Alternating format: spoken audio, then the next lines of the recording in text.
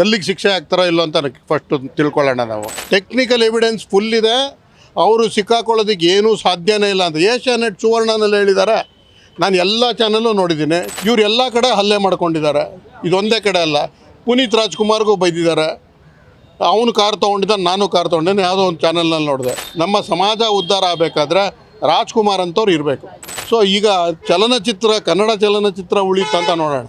ಆಮೇಲೆ ದರ್ಶನ್ ಅವ್ರು ಉಳ್ಕೊತಾರೋ ಬಿಡ್ತಾರೋ ಅದೆಲ್ಲ ಬೇರೆ ಮಾತು. ನಮಗೇನಮ್ಮ ಗೊತ್ತು. ಈಗ ಅವ್ರಿಗಂತೂ ಜೈಲು, ಗಲ್ಲಿಗೆ ಶಿಕ್ಷೆ ಆಗ್ತಾರೋ ಇಲ್ಲೋ ಅಂತ ಫಸ್ಟ್ ತಿಳ್ಕೊಳ್ಳೋಣ ನಾವು. ಓಕೆ, ಸೊ ಮಾಡಿರೋದಂತೂ ಪ್ರೂಫ್ ಇದೆ ಅಂತ ಎಲ್ಲ ನ್ಯೂಸ್ ಚಾನೆಲ್ಸ್ನೂ ನೀವು ಹೇಳ್ತಾ ಇದ್ದೀರಾ. ಟೆಕ್ನಿಕಲಿ ಅವರು ಈಗ ಕ್ರಿಮಿನಲ್ ಅಂತ ನೀವು ಡಿಕ್ಲೇರ್ ಮಾಡಿಬಿಟ್ಟಿದ್ದೀರಾ. ನೀವು ಮಾಧ್ಯಮದಲ್ಲೇ ಎಲ್ಲ ಮಾಡಿದ್ದೀರಾ. ಈಗ ನೀವು ಹೇಳಬೇಕು ಅವ್ರಿಗೆ ಗಲ್ ಶಿಕ್ಷೆ ಆಗುತ್ತೋ 7 ವರ್ಷದ ಶಿಕ್ಷೆ ಆಗುತ್ತೋ ನನಗೆ ಗೊತ್ತಿಲ್ಲ. ಅಂದರೆ ನೀವು ಎಲ್ಲ ಚಾನೆಲ್ನಲ್ಲೂ ಹೇಳ್ಬಿಟ್ಟಿದ್ದಾರೆ. ಟೆಕ್ನಿಕಲ್ ಆರೋಪಿ ಅಲ್ಲ, ಟೆಕ್ನಿಕಲ್ ಎವಿಡೆನ್ಸ್ ಫುಲ್ ಇದೆ, ಅವರು ಸಿಕ್ಕಾಕೊಳ್ಳೋದಕ್ಕೆ ಏನೂ ಸಾಧ್ಯನೇ ಇಲ್ಲ ಅಂತ ಏಷ್ಯಾನೆಟ್ ಸುವರ್ಣನಲ್ಲಿ ಹೇಳಿದ್ದಾರೆ. ನಾನು ಎಲ್ಲ ಚಾನಲ್ಲು ನೋಡಿದ್ದೀನಿ. ನೀವು ಮಾಧ್ಯಮದವರು ಅವ್ರನ್ನಾಗಲೇ ನೀವು ಇದು ಮಾಡಿ ಅವ್ರನ್ನ ಕ್ರಿಮಿನಲ್ ಮಾಡಿದ್ದೀರಾ. ಸೊ ಈಗ ನಿಮಗೆ ನಮಗಿಂತ ಚೆನ್ನಾಗಿ ಗೊತ್ತಿರಬೇಕು. ನಿಮಗೇನು ಇನ್ಫಾರ್ಮೇಷನ್ ಸಿಕ್ಕಿದೆ ಪೊಲೀಸಿಂದ? ಯಾಕಂದ್ರೆ ನಮಗಿಂತ ಬೇಗ ಇನ್ಫಾರ್ಮೇಷನ್ ಸಿಗುತ್ತೆ.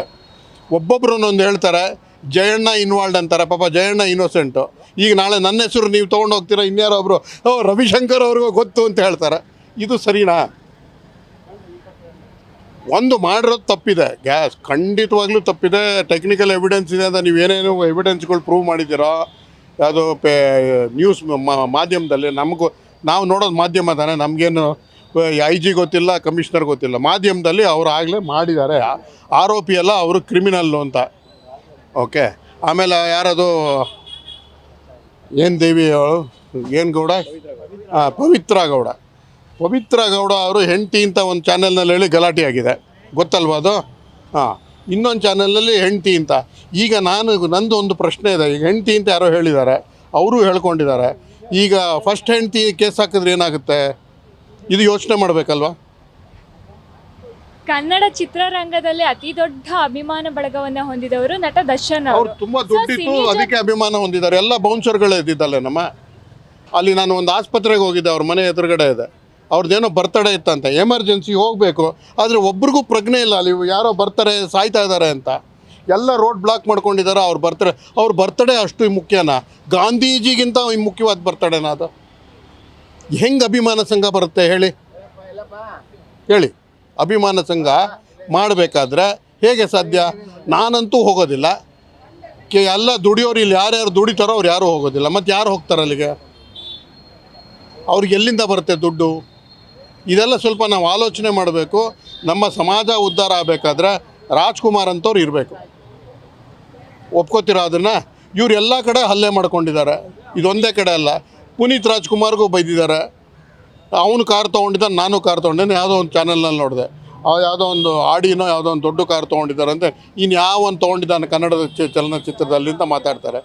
ಇದು ಒಬ್ಬ ಮಾದರಿ ಆದ ಒಬ್ಬ ನಟನಿಗೆ ಈ ಥರ ಮಾತು ಶೋಭೆ ಕೊಡುತ್ತಾ? ಸೊ ಈಗ ನಮ್ಮ ಒಪಿನಿಯನ್ ಕೇಳ್ತಾ ಇದ್ದೀರಲ್ಲ, ನಿಮ್ಮ ಒಪಿನಿಯನ್ ಏನು ಹೇಳಿ? ನೀವು ಬರೀ ನಮ್ಮನ್ನು ಕೇಳ್ಬಿಟ್ಟು ತೋರಿಸ್ಬಿಡ್ತೀರಾ ನೀವು ಅಲ್ವಾ? ಅವ್ರು ಮಾತಾಡೋ ಕನ್ನಡ ಯಾರಿಗೂ ಮಾತಾಡೋಕ್ಕೆ ಬರಲ್ಲ ಈಗ ನಮ್ಮ ಕನ್ನಡ ಚಲನಚಿತ್ರ. ಓಕೆ, ಏನಾಯಿತು ಅಂದರೆ ಆ್ಯಕ್ಚುಲಿ ಅಂತ ಶುರು ಮಾಡ್ತಾರೆ.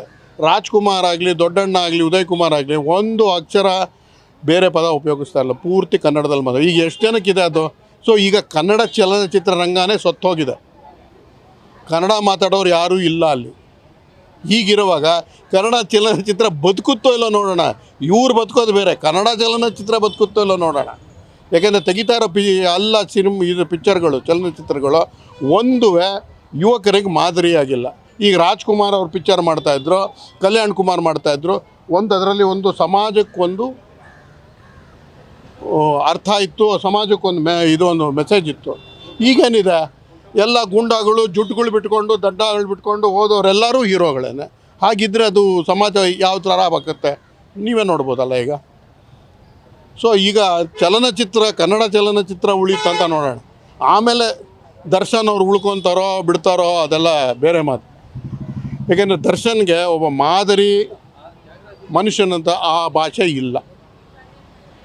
ಅವ್ರ ಭಾಷೆ ಏನಿದ್ರು ಒಂಥರ ಈ ದಾಡಿ ಗಿಡಿ ಬಿಟ್ಕೊಂಡು ಓಡಾಡೋರ ಥರನೇ ಇದೆ. ಸೊ ಅದರಿಂದ ನೋಡಬೇಕಷ್ಟೆ. Beet plus Karnataka.